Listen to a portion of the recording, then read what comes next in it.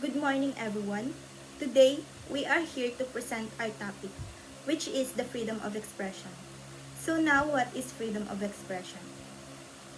Online reputation management companies help businesses counteract negative online content by scanning the web, summarizing public perception, identifying harmful posts, and creating positive content to push negative posts down in search results.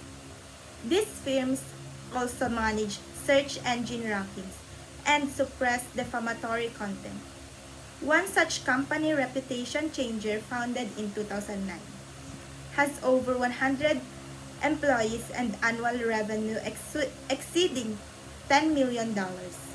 It has helped professionals, politicians, and Fortune 500 companies repair their online reputation by publishing positive content to overshadow negative stories. Ethical concerns arise regarding whether suppressing negative content is fair on a violation of free expression, as this could manipulate public perception and limit access critical information. Diba all of us know that freedom of expression is about having the freedom to say what we want. Like, for example, posting social media about your chosen candidate for the upcoming senatorial election. But based on the topic, freedom of expression allows people to share their opinions openly. So yun nga, yung pagiging open. But it can also lead to challenges for businesses and individuals when negative or misleading information spreads online. With the rise of internet, consumers can easily research businesses and share their experiences on social media, blogs, and review platforms. While this helps transparency, it also means that a few negative comments, whether true or not, can harm a company's reputation. To counteract this, online reputation management companies help businesses and individuals control how they appear online. These companies monitor the web for negative posts, create positive content to improve public perception, and manage search engine results so that positive information appears first. For example, Reputation Changer, a company in this field, helps businesses affected by bad reviews or negative articles. By publishing positive stories and press releases, they push damaging content lower in search results, making it less visible. While this service helps protect reputations, it also raises ethical questions about balancing truth and managing public perception. Meaning, the First Amendment to the U.S. Constitution guarantees freedoms of speech, religion, press, assembly, and the right to petition the government. This right has been expanded by the court rulings to include various forms of expressions such as symbolic acts like flag burning and even anonymous speech. With the rise of internet, freedom of expression has become even more powerful, allowing people to share news, opinions, and ideas instantly with a global audience. However, this freedom also comes with responsibilities. Businesses and governments create policies to regulate internet use, protect their interests, and maintain order. While the First Amendment protects many types of speech, some forms are not allowed, including perjury, fraud, defamation, obscene speech, and incitement to crime. These restrictions are especially important in the digital age, where misinformation and harmful content can spread quickly. The challenge lies in balancing the right to free expression with the need to prevent harm. Obscene speech and the Miller test. The Miller v. California case 1973 set the legal standard for determining whether speech or content it is obscene and therefore not protected by the First Amendment. Marvin Miller was convicted for distributing adult materials that some recipients found offensive, leading to the Supreme Court's ruling. The court established a three-part test known as the Miller test to determine obscenity. First is the prurient interest. Would the average person using current community standards find that the work appeals mainly to sexual interest? Second, patently offensive. Does the work depict sexual conduct in a clearly offensive way, as defined by state law? Third, lack of value. Does the work, when viewed as whole, lack serious literary, artistic, political, or scientific values? If all three conditions are met, the material is considered obscene and can be legally restricted. However, the subjective nature of these questions has led to ongoing debates, especially regarding who defines community standards and how they apply in digital age, where content is accessible globally. Defamation, understanding the limits of free speech. While freedom of expression is a fundamental right, it does not protect false statements that harm another person or business.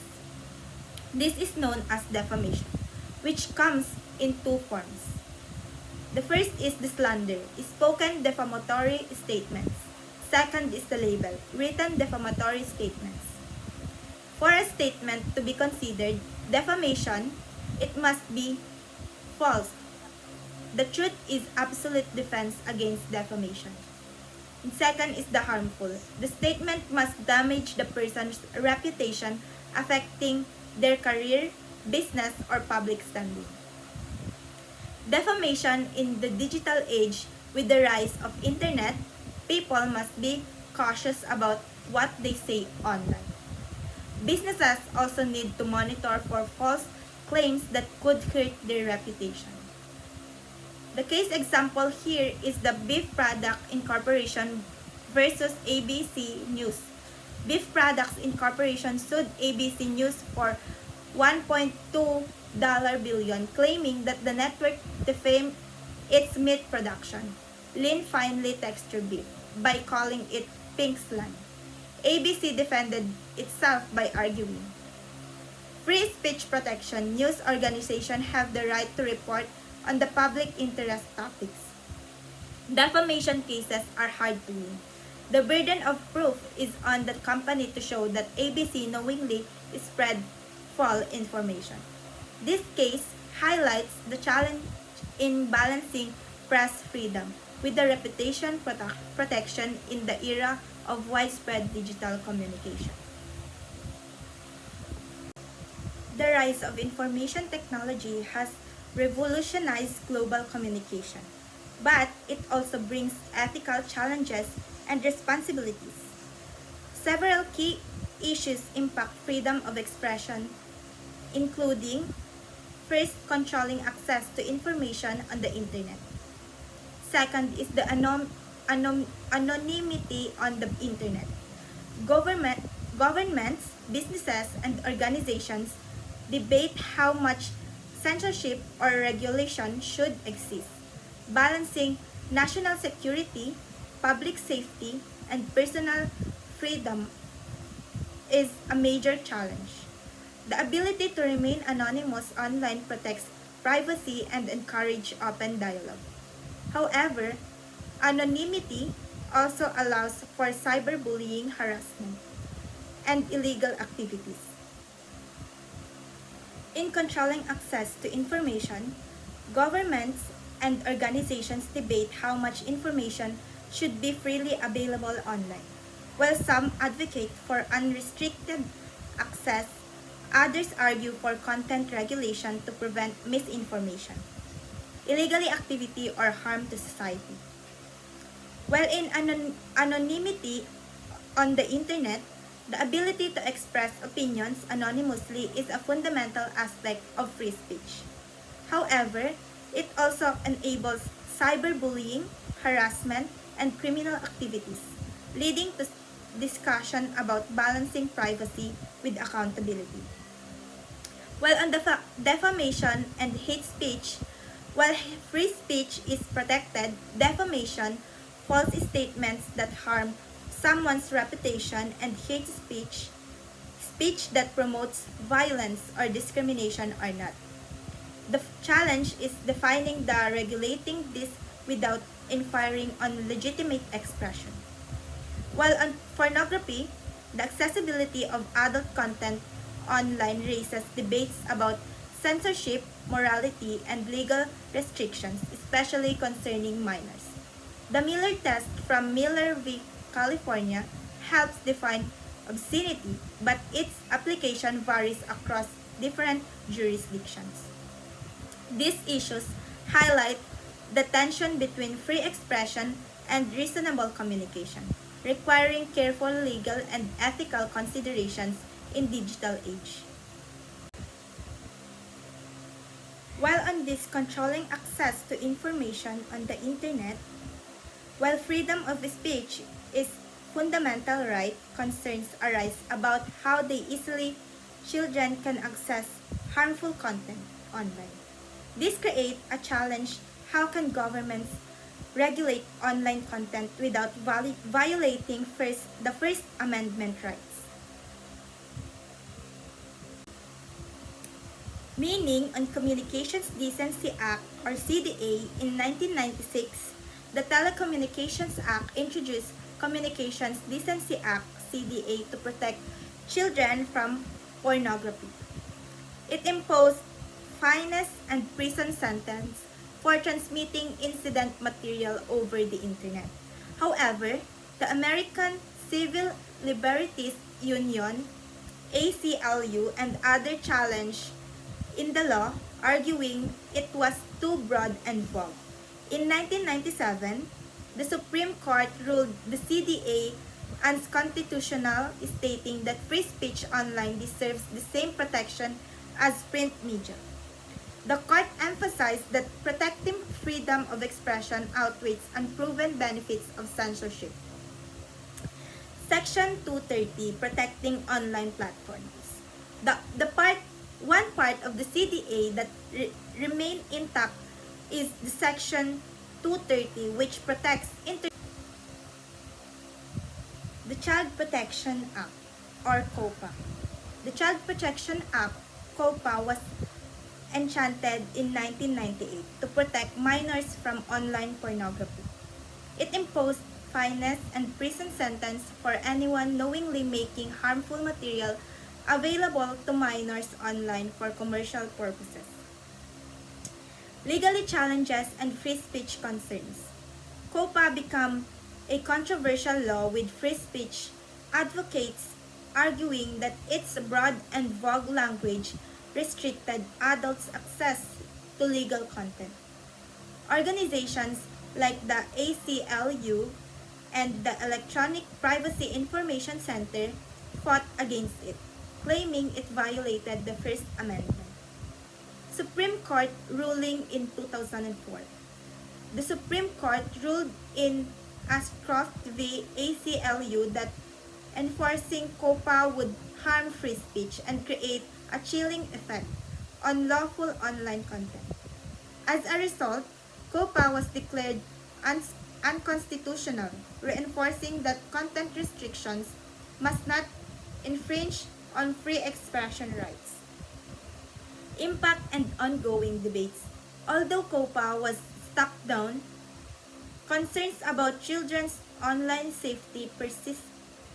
Instead of government restrictions, parental controls, content filters, and industry self-regulation are now our primary methods used to protect minors online. Internet filtering. Internet filtering software is used to block access to websites containing inappropriate or offensive content. The effective filtering methods use a combination of URL filtering, keyword filtering, and dynamic content filtering.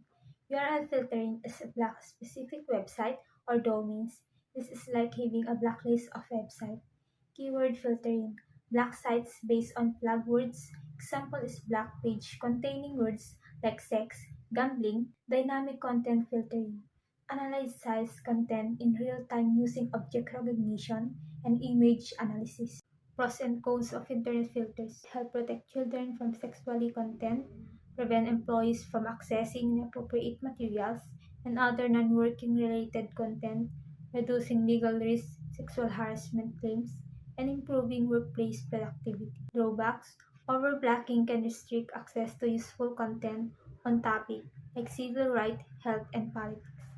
Can intentionally block access to educational resources, online database, and book catalogs, and finding the right balance between protecting users and allowing access to information. Children Internet Protection Act or CIPE is a U.S. law that requires schools and libraries receiving federal fundings to use internet filters to protect children from harmful content. Key requirements: school and libraries must install filtering software on their computers and monitor minors' online activities, and school and libraries establish policies for online safety and data protection. Internet censorship is the control or suppression of publishing or accessing information online. Form of censorship: blocking access to certain websites, filtering or modifying content on website can be altered or removed, restricting keyword search in search engine, tracking and monitoring individuals' online activities, and publishing individuals. Example is China.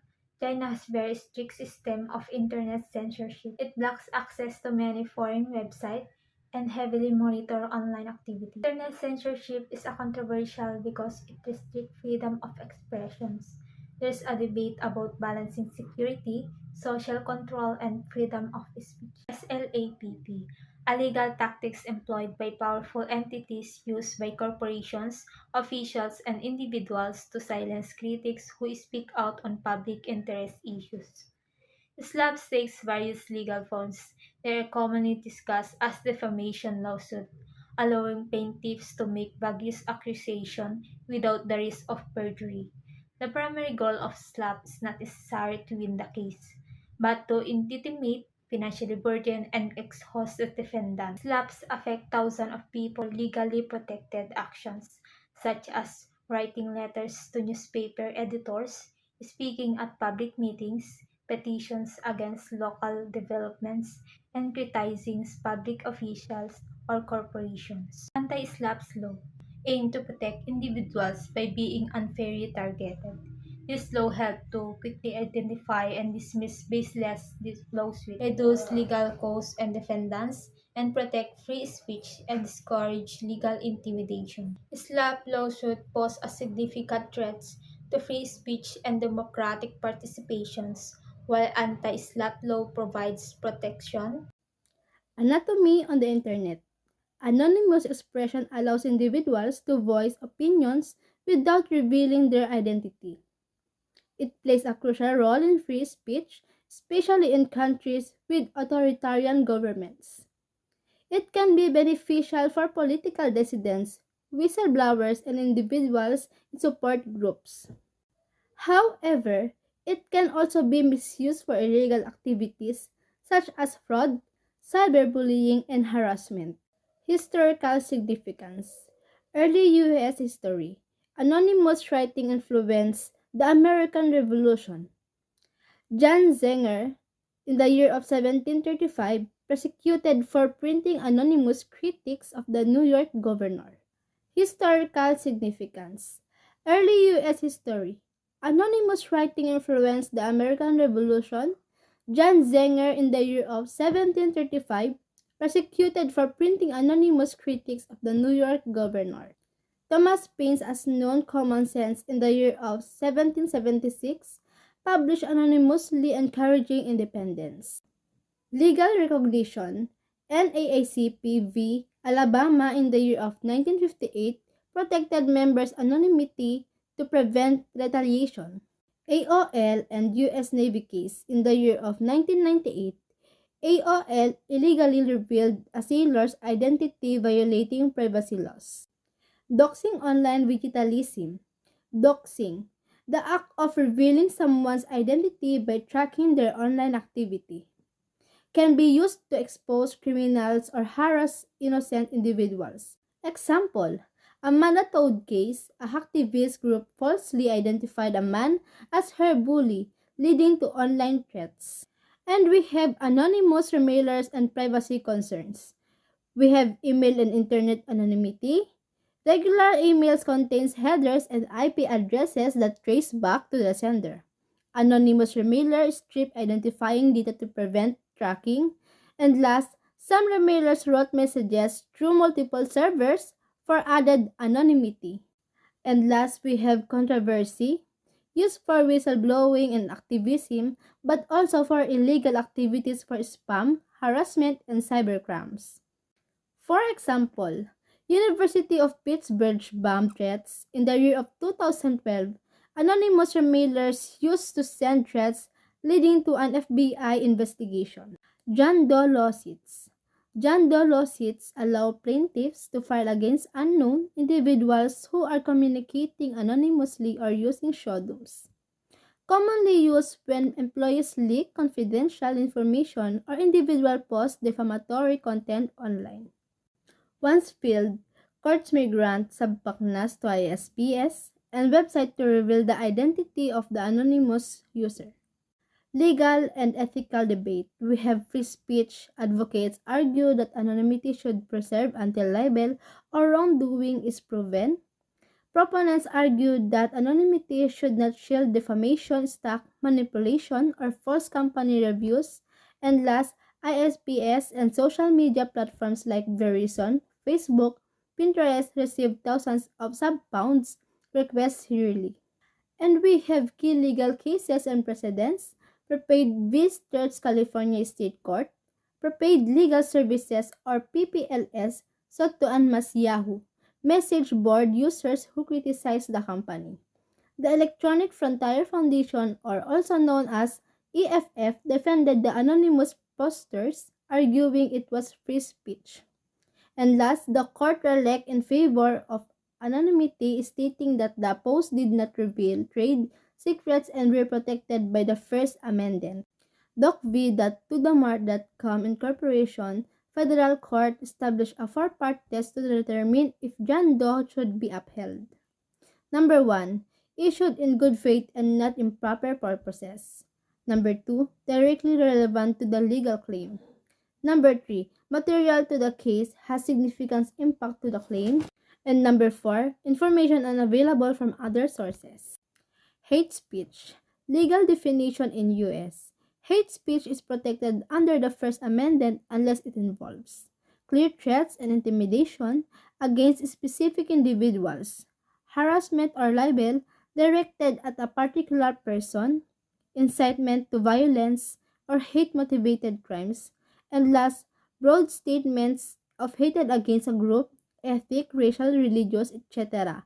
are not illegal unless they target specific people.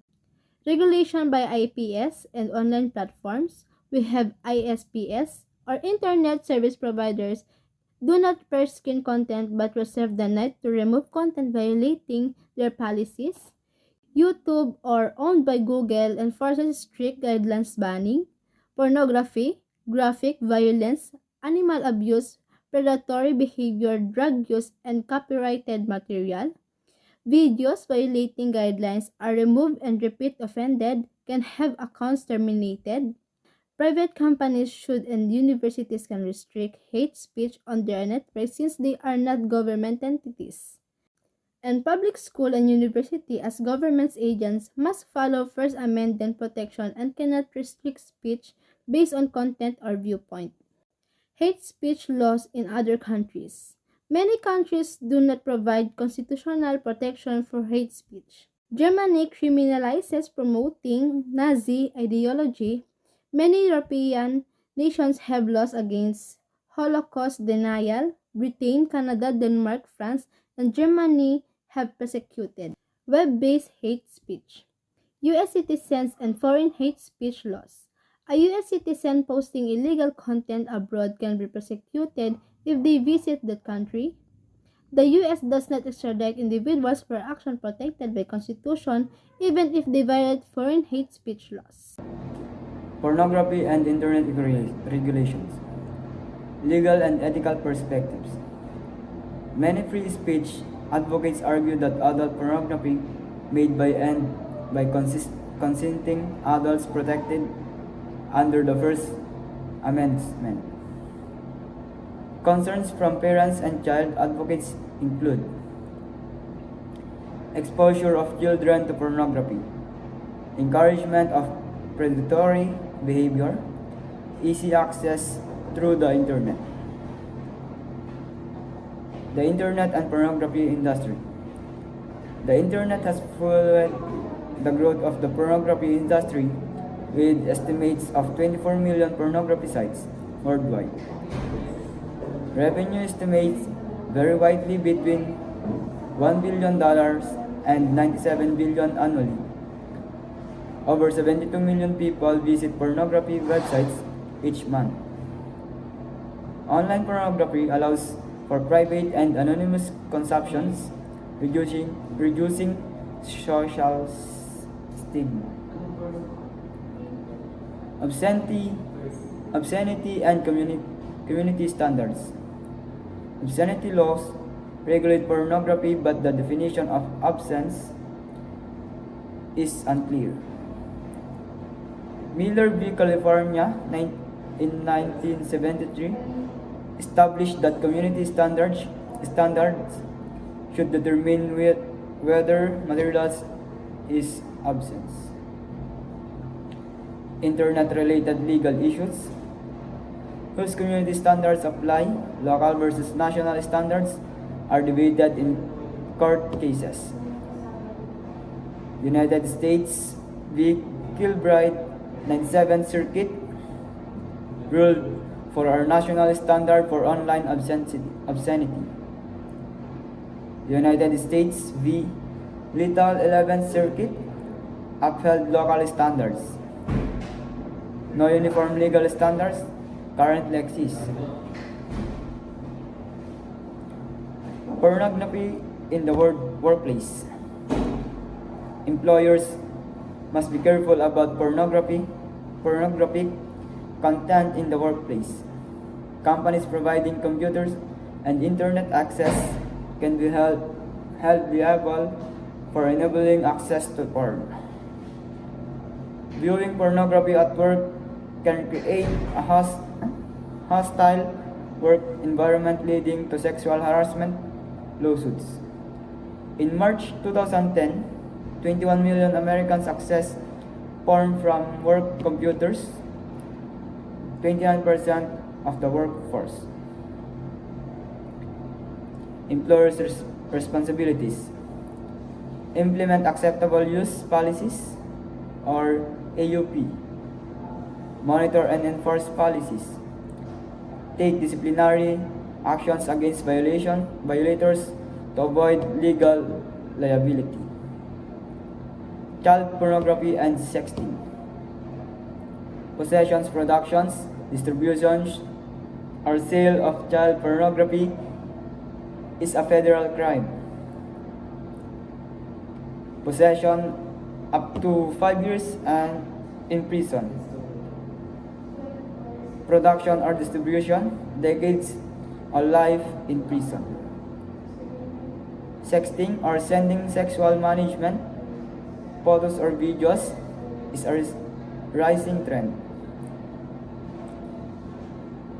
1 in 5 teenagers has sent or posted nudes, semi-nude photos.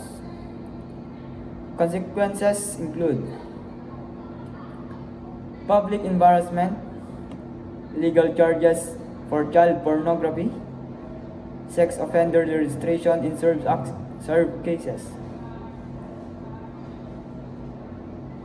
CAN-SPAM Act and pornography regulations.